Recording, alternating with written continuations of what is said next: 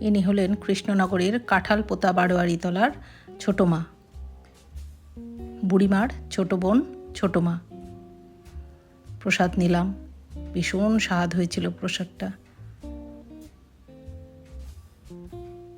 ছোটো মার ছবি, কাঁঠালপোতা বারোয়ারি, শ্রী শ্রী জগদ্ধাত্রী পুজো। বুড়িমাকে দেখতে চলেছি, এখানে বহুরূপী শ্রীকৃষ্ণকে দেখলাম, ওনার সাথে একটু ছবি তুলে নিলাম আমি। কাঞ্চন ছবি তুলে দিল, কাঞ্চনকেও আমি ছবি তুলে দিলাম। ইনি হলেন বুড়িমা, চাষাপাড়ার বিখ্যাত বুড়িমা।